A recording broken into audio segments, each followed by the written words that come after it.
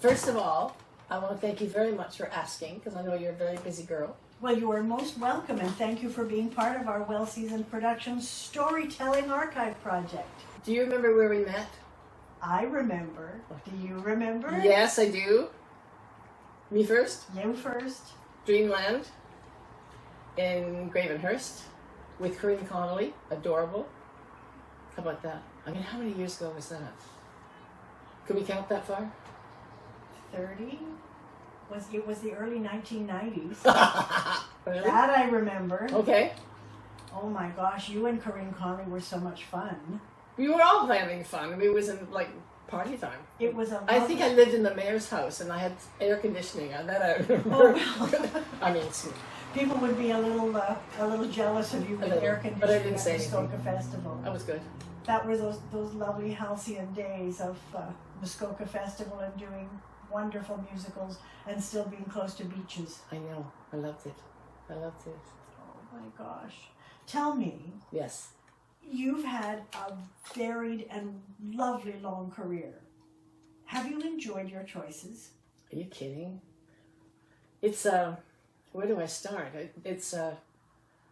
I've had so much fun. I really have. I mean, I've traveled and I've met wonderful people. And I have to tell you, it's the people you meet. It really is. I mean, you share, you eat out of the same peanut butter jar because you haven't got a job. You're looking for a waitress job to keep throwing in. I mean, it goes on and on and on. But if you don't have your buddies, I mean, there's a hint there somewhere saying, eyes open, mouth shut. Don't, you know what I mean? Just enjoy and I enjoyed the work and I love traveling and I feel a bit spoiled actually. Well, tell me some of the places that you've worked. Just early on, where did you start your career? The first, this is funny. We lived in Huntsville. My mother married a Canadian soldier. We lived up in Huntsville. But somehow, some woman from the Royal Winnipeg Ballet Company, they had a studio in Toronto. One of the teachers got on a bus and came to Huntsville, and said, bring a little bit of talent to the bar, whatever, to Huntsville. And she phoned my mother. She said, I think your daughter's got something. Well, that started it. Anyway. What was your very first professional show? Do you want to laugh? There was a hurricane that night. It was the Marion Year pageant in the meat producing building at the CNE. And it was a religious thing, the Marion Year pageant. I mean, there were priests everywhere you turned. And we had to, we did every ballet school, which there aren't that many, we had to have a scene from the Bible. And the wires was walking around while Roger Fisher, who was a dancer and classmate, used to hit us with a thing. I mean, it was hysterical. It was my first. This is showbiz.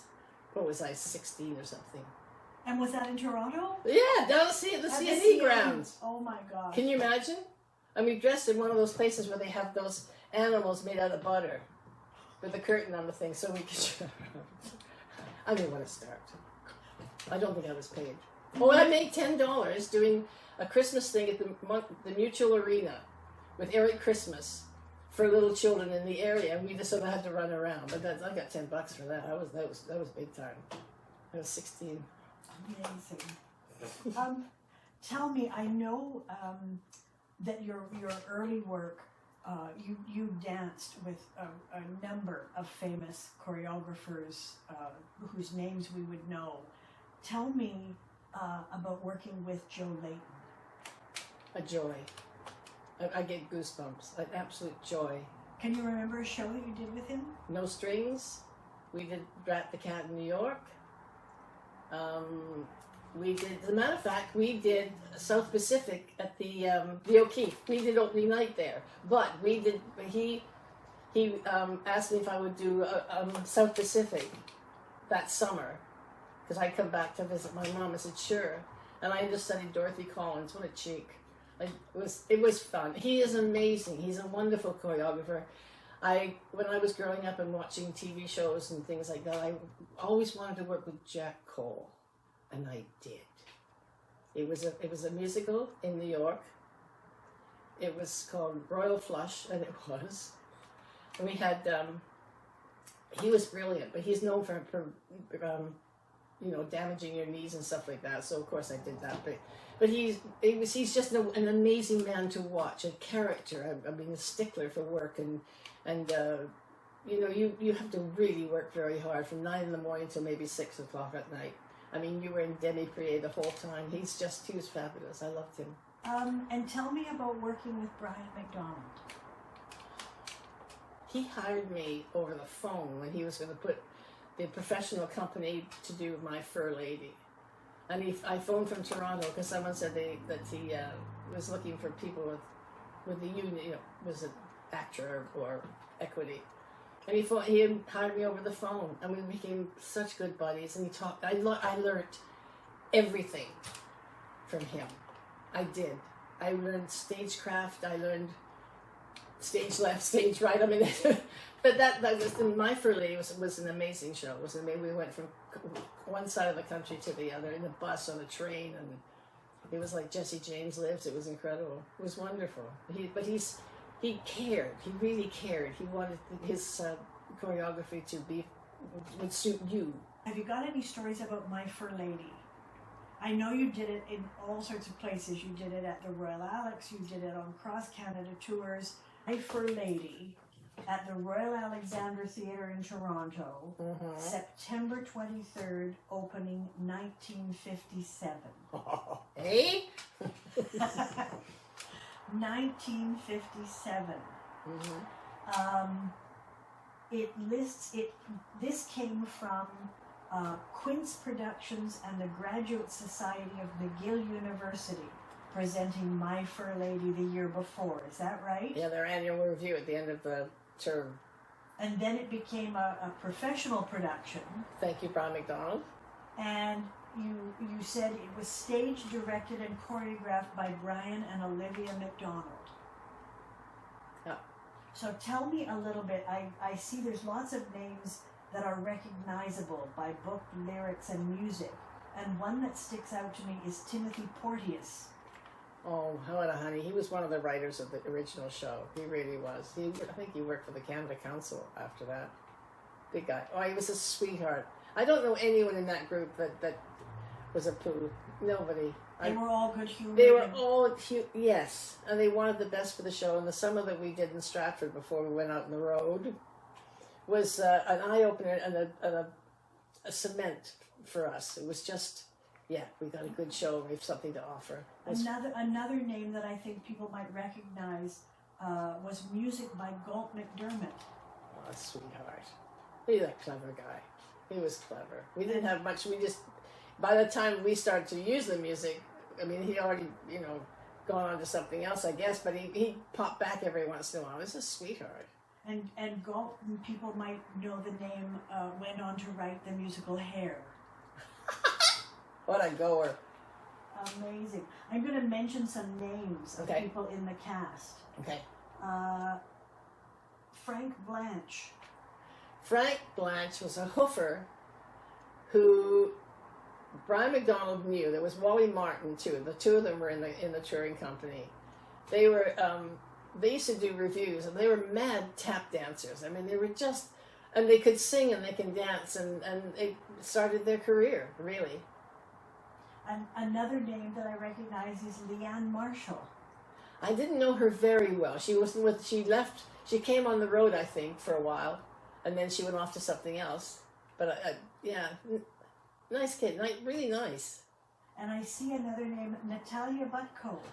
Donnie Nat Butko. Now there's a story. She was with the National Ballet for years, and she sang, she danced, she moved, she acted. I mean, she was a breath of fresh air to that show. She really, really was. They had a number, the three of them, talking about, I don't know, I've forgotten what the subject was, but they were just, she ended up working in wardrobe. I mean, she would do anything. She was great. She was the person that we went to if we felt a bit poopy. She was. And she would just sort of, not cuddle us, but she would just say the right thing. She's, people like that are rare. Oh, there's one story that makes me laugh every time. Is Brian Mcdonald had a duet to sing in My Fur Lady, where it was a song called We Hate Each Other. And we decided that we should be more physical Brian decided. So we went to a place that taught you how to wrestle and what do you call it? Karate and I don't know, just playful stuff like that. And there was one thing where you had to slap your hand on the floor and just really slap your hand on the floor. Well, during performance, I slapped my hand on the floor and dislodged my elbow or something like. I don't remember what it was, but I remember that. So that's a joke. God, he was good.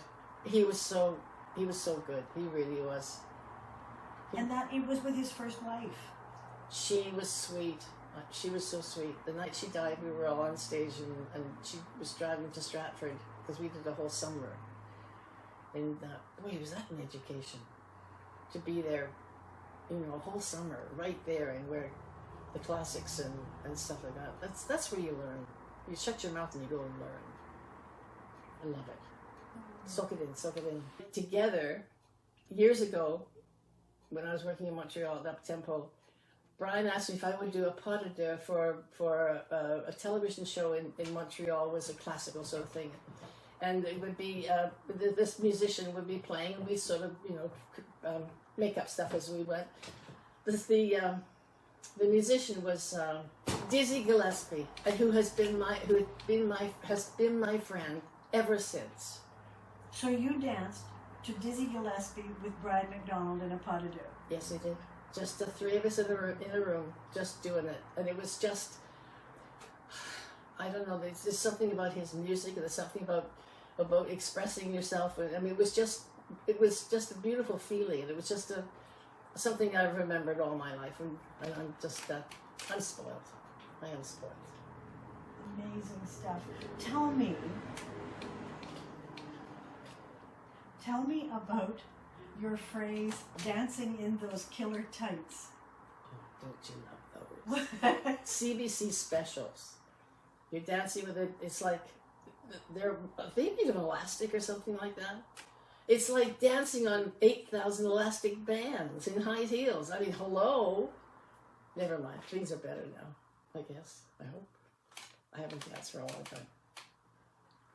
You had, Meg, some other highlights in your life. People that you've met. I know one was a very famous handshake. Tell me about that. Oh. It was 1967, the centennial year, and CBC put together a group of us, big band, all the talent that people would know from the military places that we went to, 12 countries in 23 days on a plane. I mean, it's amazing. It's just, but we were in India the night that Indira Gandhi won her prime ministership. She came around, we were in the gardens of the government gardens or whatever they were, and she came around and shook hands with everyone. I mean, that would bring me to tears. I mean, this woman had just won this. She must have been a little tired. And she just shook hands, looks into your eyes, and it was not an act. She was a most genuine, I'll never forget that. I'll never forget shaking hands with Indira Gandhi. The Oxford-Cambridge Ball. We were doing in London at the Adelphi Theatre, Once Upon a Mattress. And one of the kids in the company had her boyfriend was at one of them, Oxford or Cambridge. And he had a friend who didn't have a date for the Oxford-Cambridge Ball. Ta-da! I mean, how did some little kid, born in England and came to Huntsville and 9 years old, has got the Oxford-Cambridge Ball. Hello. Talk about, I mean, I am very lucky. I am. I've had a good time with it too. That's so cool. Can I tell you one funny thing about a woman that I love so much? Her name is Betty Grable, and she was brought to London to do this show, Belle Star, and I was assistant choreographer on it. Ha ha ha. The opening night in Glasgow, for everyone, she bought everybody opening night some fish and chips. She didn't know that fish and chips were an absolute no-no. If you have fish and chips anywhere near opening night, it's a flop. Well, guess what? Boom. We came to London and played a few weeks, and that was it. Oh. But she was adorable. Oh my God, she was so sweet. She used to tell us stories about being with her mother and traveling and doing her tap dancing in a hotel room while her mother went off somewhere, before they did some filming. I mean, she was just great. She's just great. I'm so lucky. I cannot tell you. I am. You've met some really marvelous people. I'm going to ask about when you met Bob Ainsley. Oh. Because I know that we've recorded Bob. Oh. And tell me a bit about when you first met Bob and when you worked with him. I went to London to meet my father in 1960, I think it was, and took the boat over, and I had $50 in my pocket, and I wanted to find my father. So anyway, I ended up going backstage to seeing Naomi Kimura and David Taguri and Bob Ainsley were both in Flower Drum Song. And I went backstage to say hi and stuff like that. Anyway, that's how I met Bob Ainsley. And David and Naomi studied ballet. They were in the Russian side of Yonge Street, and we were in the sort of Margot Fontaine Lovelies on the other side of the street. Yeah. And what shows did you do with Bob? We did a film, the same people that did all these spy movies. I'm so useless with my brain. And he was a choreographer, and he had me in the film as a ballet mistress. And Vivian Newton-John, that was her very first show. And Bob and I just all of a sudden I like hanging out with you. I like hanging out with you. I mean, we've been so close ever since. And those are years. That's what friendship's all about. You meet in the theater, and there's some bow wows, but who knows?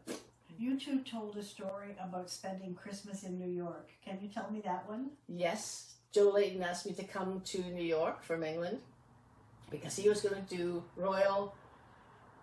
some Broadway show, and he wanted me to be in the show. So I'm there, and Bob's there in the same time. And I'd sold everything in London, and okay, I'm going to New York. I might as well live there for a while or whatever. Get there, the show was canceled. So there I am, not a penny anywhere. And anyway, so Bob and I went out one night, and we just walked the streets of New York, and he's just a joy. He's an absolute joy. I think he bought me a tea towel, and I bought him something for Christmas Day, walking around. You bought him a T-shirt, he said. Did a T-shirt? I don't remember. He said you bought him a Fruit of the Loom V-neck T-shirt, and he'd never had one before. Oh, well. And we met, which I have been delighted about, doing the Dreamland when I was working at Muskoka Festival as the artistic director. Yes. And I wanted to reopen the Opera House with a big show. Yes. About a resort in Muskoka. And it was wonderful. And you and Corinne Connolly came, and you were so generous about doing it for this young director choreographer. And get out of here! No, come on, it was great. We enjoyed every minute, and you cast very well. I mean, everybody, all the dancers in the background, each had their own little character, and you really showed them up. And I think that's a test of. Thank you. I think that's about 90% of doing the director's job is good casting. Hello. Then you trust your performers to do what they do really well. Yeah. And just make sure they all stay on the same track. And don't drink too much. And don't drink too much. Or don't get sunburned. No. No, it's summer theater, no sunburning. Yeah. Yeah. If you could give a few pointers to younger performers today, what would you tell them? I think that what I try to do, eyes open, mouth shut. I know I'm a chatty person, but just observe, read. Read. I mean, I remember once reading Fred Astaire's book. Gee whiz, how many times I say I in the book? It was like, I had enough of that. But I think just being observant, and also, make sure that you're working in a restaurant. Skills are okay, because you ain't going to work 24 hours. You're not going to work every day of the week. I think just have a love for what you do. Have trust in yourself. Don't go blah, blah, blah, I'm wonderful, because that doesn't work. We'll find out. Would you recommend that they pay attention to history? Oh, God, yes. The history of our theater business and the entertainment business? Oh, of course, yeah. And what do you think they could learn from that? To take pride in what you do, to work the best that you can do, read good books, listen, practice, go to class, stay healthy. Don't wear high heels just because you're short. Just be yourself. Be yourself. You'll find out who you are. You will. Or someone will tell you. I remember in London when I first came there, there were a couple of parties I wasn't invited to, and I said, "Well, why can't I not invited?" I said, "Meg, you never shut up. You talk too much. Shut the fuck up. Just shut up." And I love it when people tell you, they're honest with you, and I think that's where you don't correct people, but if someone asks you, be honest. And honesty is good. I mean, I was really hurt about that, but did I learn, hello? I'm going to ask a question about your career path. Yeah.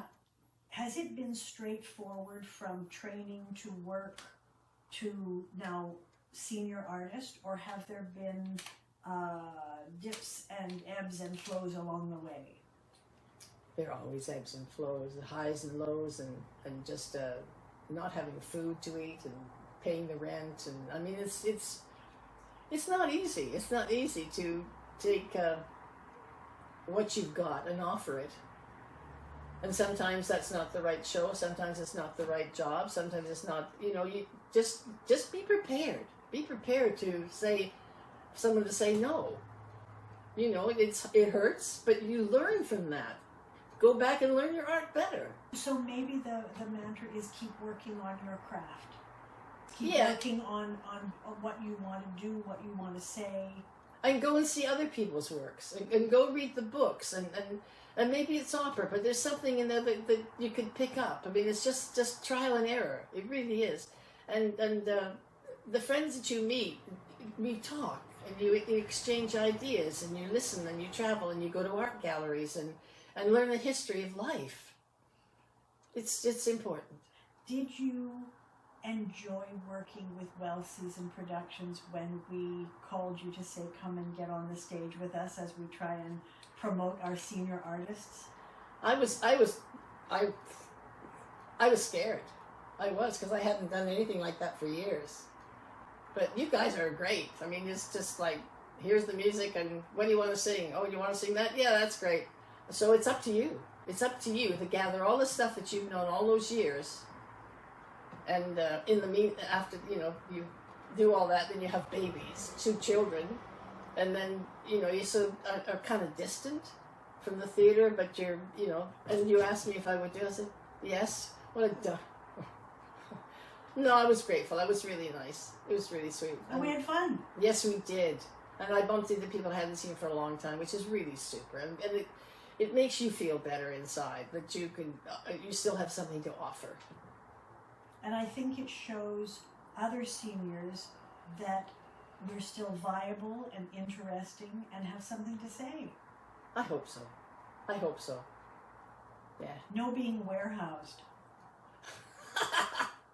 Well, I remember once we did a thing for a house where people people lived there that used to live on the street. Remember that place? Do you remember?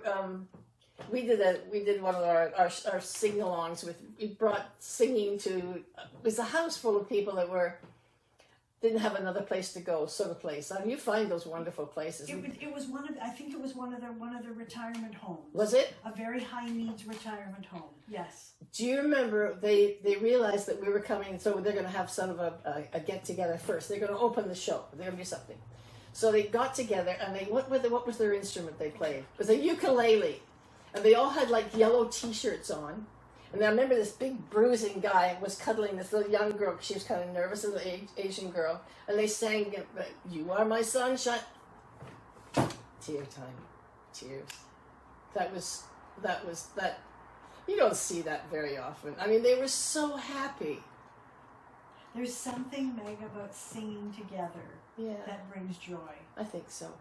I think so. Camaraderie, friendship, testing, learning, sharing. I know there's another story there about when your name changed to Meg. Oh my God. Tell me about that one. At the Crest Theatre, There was a show called This Is Our First Affair that had Jane Mallet, Joseph Shaw, Eric House, Corinne Conley, Phyllis Marshall, I mean, you name it. And their ad for the show was called This Is Our First Affair at the Crest, and the cover of the playbill sort of thing was everyone's name in a balloon. So during rehearsals, Donald Davis, who, thank you, Donald, the sweetheart again, said, you know, Margaret, I have to say, my name was Margaret Walter then, I was whatever. And he said, you know what, these balloons are only so big. And we cannot put Margaret Walter in there because you think, you know, you make your head swim, you think you're a star. I said, okay. He said, what do you want to be called? I said, I don't care. He said, what do you think? And I said, David, it's your turn. I walked into the rehearsal the next day. He said, good morning, Meg. And I said, good morning, Donald. That was my name. And that was when it changed. That's it. I see you talked about Wally Martin. Oh, yes. I've got that name there. Olivia Wyatt. That's David, that's Brian McDonald's wife. That was her maiden name, Wyatt? She was a ballerina, darling. She was the best. She was with the National Ballet Company. Were there any numbers in My Fair Lady that you think of to this day that are standout, something that seemed really important or more fun to do? Was there a standout number? I think they were all fun. I really couldn't. I sound like I sound a bit boring by saying this, but the whole show just sort of flowed, and it started and it ended, and it was just having a great time in between. And I think that's thanks to Brian McDonald. You know, that this wasn't a number, and it was just each number was so constructed for the characters that played their character. He had such a knack for writing who should be cast, who should do this and that. Boy, he taught me a lot. He really did, and I'm so very grateful. I see there's an ad in the program that says, "Did you miss some of the words? The brilliant new high-fidelity LP recording of the words and music of My Fair Lady is available in the lobby of the theater and at all good record and department stores." I think that's the original company made that record. There. So that's Drat the cat.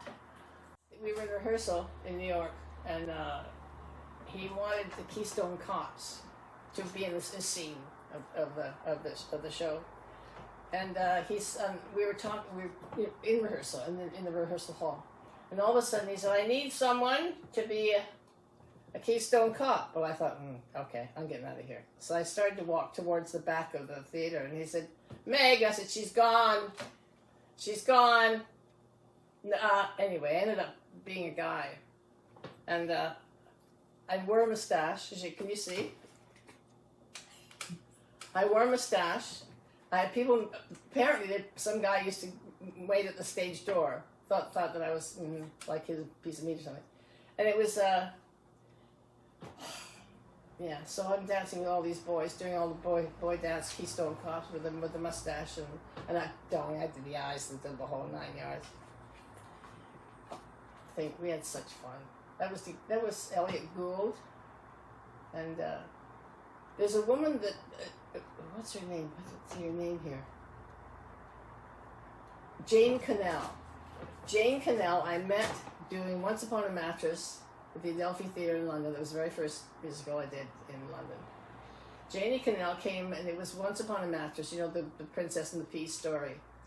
She and I, well, of course, everyone's friends. I mean, so I worked with her in that, and there was another show that we did. Well, that didn't last that long, but we had a run. But she was in another show we were in on Broadway. I forgot. Anyway, we did 2 shows, and when I smashed up my knee working with Jack Cole, I was went back to Toronto, and she said she called me. She said, Meg. I said, yeah, honey. She said, I've just auditioned. I think I've got the part in this certain show. She said, you're not going to be in it, are you? I said, no. She said, oh, thank God we may have a run. Because every show that she and I worked together did not have a long enough run.